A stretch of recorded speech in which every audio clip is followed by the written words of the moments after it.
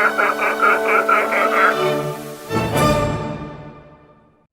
my friends and welcome back to Player Display. It is very late at night, but before I hit the sack, I just wrapped up a project, so I wanted to record a few segments here for a custom showcase. Over here I have my very first Mythic Legions custom, who I have dubbed WILDCARD.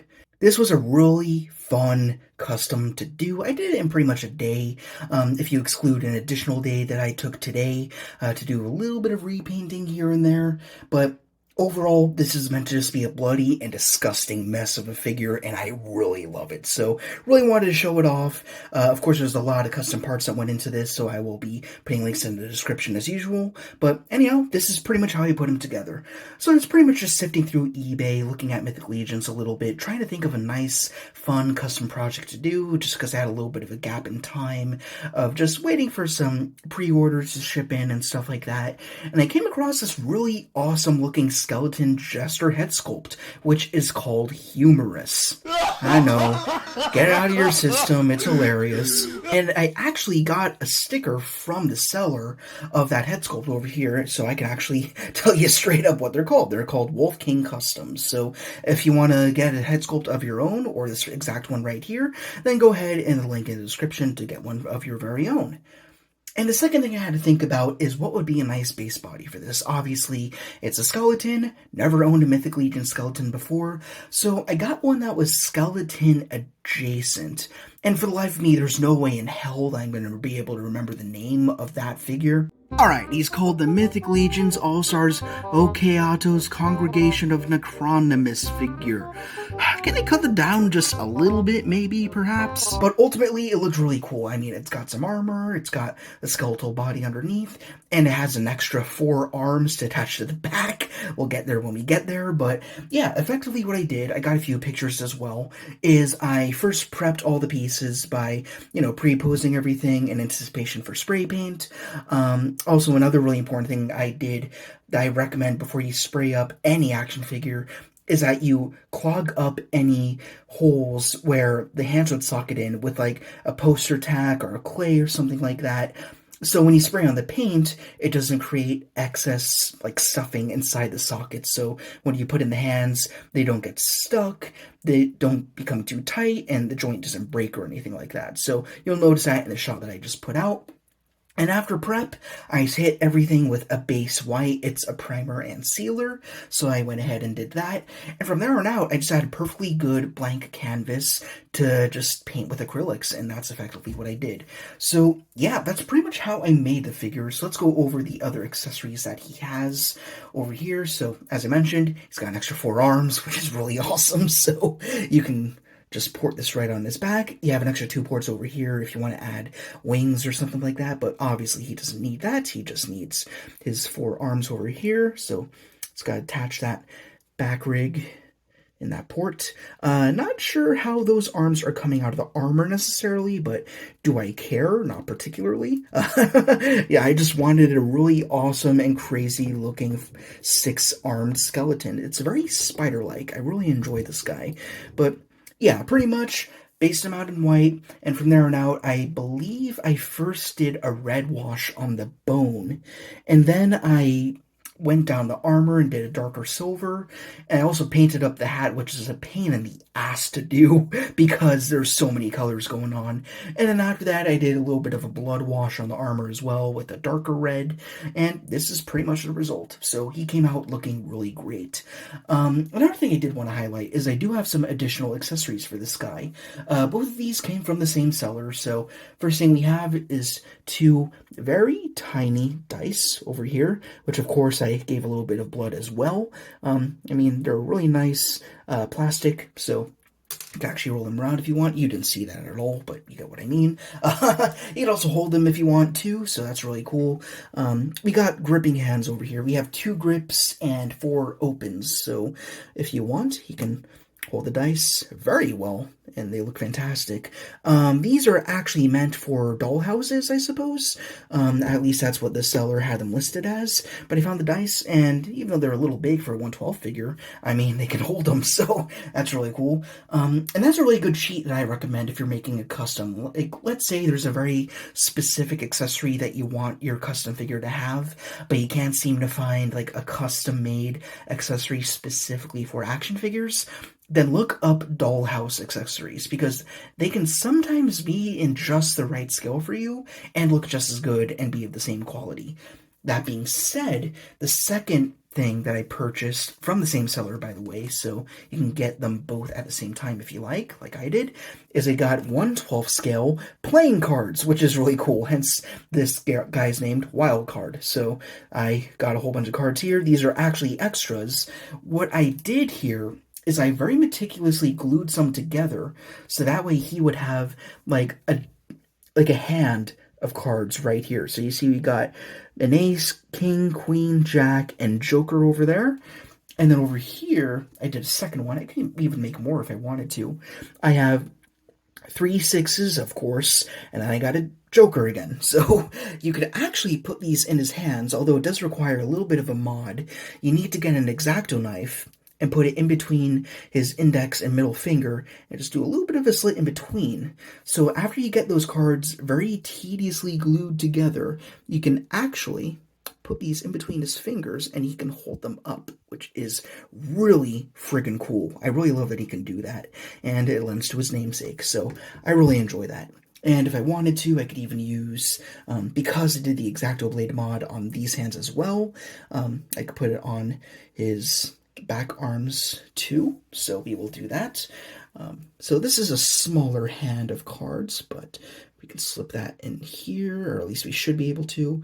And yeah, it like just barely grips in, but it does work. That's actually a really fun pose right there. You got all the hands just in different places and stuff, and it looks really cool. I kind of have a vague backstory for this guy. I figure maybe he's a vengeful jester who's fed up with royalty, so he became a necromancer or something like that, and he keeps being reborn through the corpses of his dead, and then he plays a sadistic card game to decide the fate of his victims or something like that. So that's why he's covered up in blood. It's not his blood per se, it is the blood of his enemies who he obliterates through a really sadistic card game. So I don't know, they're just a little fun I was having as I was putting this custom together. I mean, if you're gonna have a custom, you gotta have a little story going on with them. So that's pretty much it for him. I will also show off the extra kibble and bonus accessories that I have, which I did not need for this custom, but I still have from the base figures. So I do have 2 extra head sculpts from the figure whose name I will never remember. Really nice head sculpts, though. I feel like I could make a custom vampire or something like that one day. I mean, this feels very Nosferatu right here, so something adjacent to that I think would be very cool. We also have 2 additional weapons, which don't really fit this character much, but we got a weird, crazy-looking blade, which I could use with whoever I want, and also this flail with a string. If I ever use this, I'm definitely replacing the string with a wire, so that way it's posable, but I'll have to think about that. I'm also not a fan of the color, not a fan of the colors that the original figure came with in general, so those things would probably be repainted if I ever choose to use them again. So I will do a little bit of a 360 here, and you can see all the blood splatter. You can also see that I did alternate painting on the armor, so what they really wanted to do is make this guy feel like he stepped out of a playing card. So he's meant to have that Joker aesthetic, like the card Joker, not the DC Joker, obviously. But we have alternate colors. So we have silver then red, but over here we have red then silver, and you can notice that pattern prevailing throughout, like down here on the leg armor. So that's just something neat that I wanted to do, just an alternating pattern of color. But yeah, this is a really fun base figure to work with. Obviously, the one casualty here is the joints. You can still notice the blue coming out. There's just not much I could do about that. Some people get really tedious, and they'd want to warm up an arm, pop out the joint, then sand down the joint, then pop the arm back on, but I'm not about that. I just don't have the time to even be bothered with it. And, I mean, honestly, in the grand scheme of it all, it's not very noticeable once you get him up in a very good-looking pose. So I'm not doing that, but if you want to do that, that is an option for you with those joints. So anyhow, let's also pop out and do some size comparisons so you get an idea of the scaling of this base figure. Sorry we didn't review him initially. I just was so eager to make this custom I couldn't help myself. But anyhow, we have my favorite base unmodded Mythic Legions figure that I have, which is the Golden Knight version 2, who is a lot taller compared to this guy, which makes sense. He's a skeleton, so there you are there. Also worth mentioning that the skeleton head that we have over here is a little bit oversized, because it's meant to go more on the knight style bodies, like some of the other skeletons, but I actually like it here. It makes him feel a little bit more overly proportioned, and I don't know, just more cartoonish, I suppose. He's meant to be stylized, so I kind of like that. Anyhow, we also have a Storm collectible skeleton over here, so you can have a little bit of a skeleton army going on. And we also have an Epic Hacks Gladiator skeleton. I'm really hoping Epic Hacks does more skeletons, because as good as Mythic Legions is, I feel like Epic Hacks has nailed the balance between an accurate skeleton without overly proportioned bones. Like over here, you can see that there's some really big leg bones and shoulder bones and stuff like that. But they hit a good balance between getting the proportions right and the pricing really good compared to a Storm collectibles, know what I mean? So anyhow, that's a few size comparisons for you. But of course, we also have to end off with Star Wars The Black Series, Mecha, as is per tradition on this channel. So that is pretty much it for WILDCARD. I just thought he was a really fun custom to do, and people would like to see him. It's the very first Mythic Legions custom I've ever done. That's kind of what they're meant for. They are meant to be primed, to be customized, to have limbs popped off, to be repainted, to have parts swapped and everything. And yeah. Oh, last thing I forgot to mention. Again, this is not a very straightforward review. We're kind of just going as we go. As for getting this head mounted on this body, there is not a compatible ball joint in there. So I actually used poster tack. So that's something you might want to keep in mind. It's not just going to click right onto that ball joint. You can actually see the base blue color over there. But once you get some tack in there, just I'd suggest adding a small amount, then just adding a little bit more as you keep pressing it on until you have the right amount. But then once you do that, it does socket on, it does stay in place, and it articulates like anything else would. So actually, that might be your thumbnail right there. That looks really good. So anyhow, that's it for this custom here. A very quick little showcase. I just really love this guy. I feel like I will be showing him off and a lot of size comparisons in the future. He's just a ton of fun to articulate and everything.